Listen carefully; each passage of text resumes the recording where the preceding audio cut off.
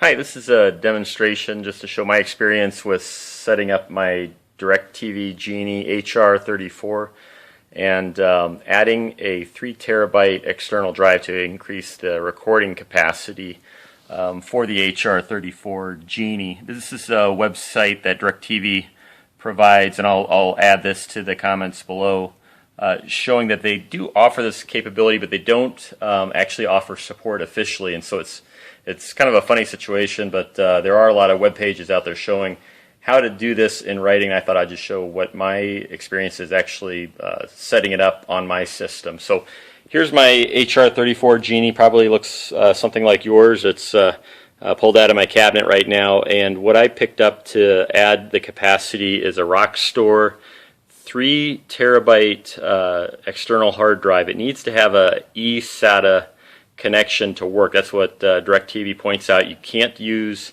FireWire, USB, or any other kind of connection. You have to use an eSATA cable to connect to the DVR. And so this is a unit I found, and a 3 terabyte is pretty big.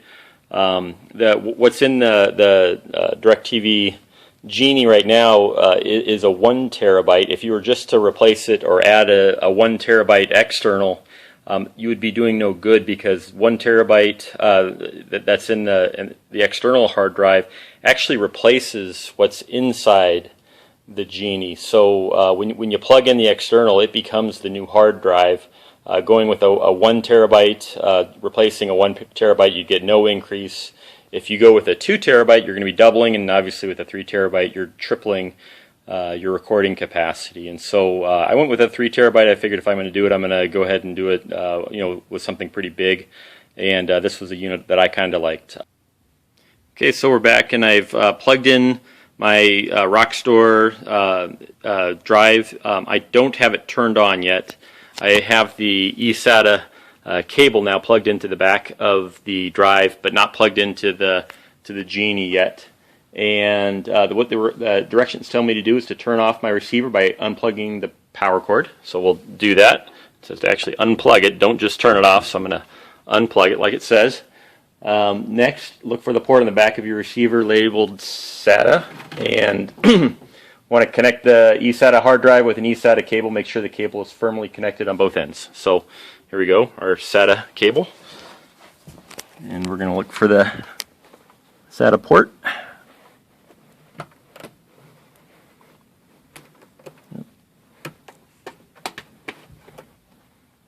Okay, so now it is actually connected. A little dark back there, but you get the point. It's pretty easy.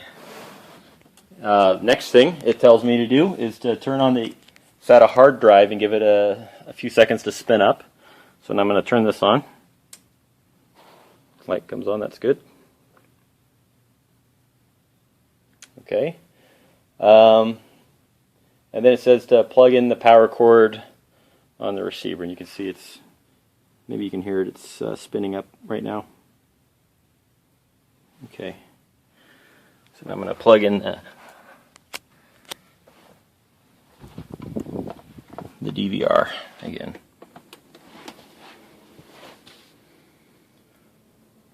Alright, so it's going to wake up.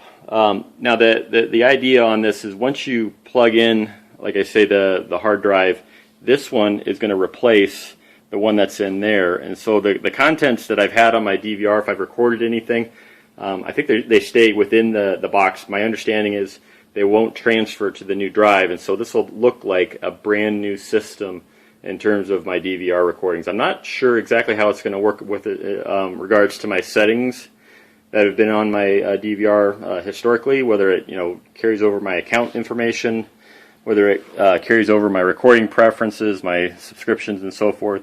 But we'll go through this, and I'll tell you what I find out. So I'm going to put it on pause, and we'll come back. One thing we're seeing right now is that as the system is restarting, it goes through a full startup. Just assume that that's normal. This is just what I'm seeing right now, and it's going to go through a few different screens, I believe, as it starts up, like it normally would do. So a few screen changes. I'll keep you updated as to how it goes.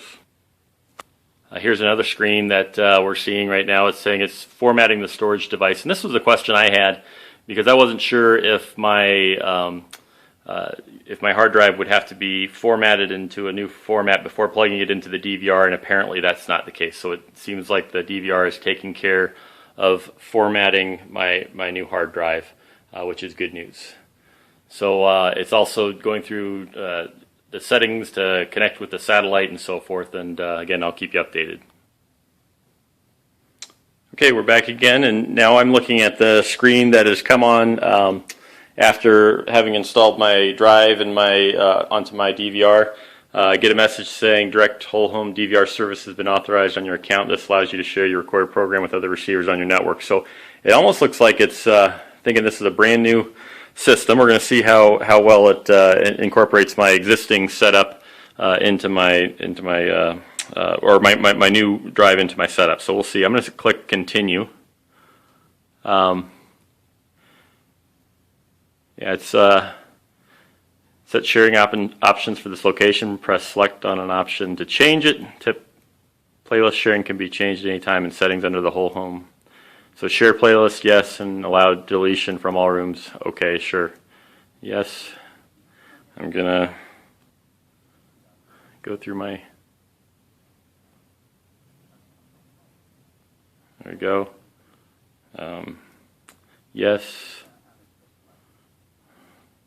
And done. So here's my playlist now, and as I had mentioned earlier, once we set up the system with the new drive, all my playlist is erased. It's not really gone. It's actually still in that DVR. But now that I'm using the new drive as my memory storage device, it's a clean slate. I have 100% free space, and it's almost like a new system. So kind of as expected, we have to set up some new settings to get this system started. The last thing I'll point out is that there is, and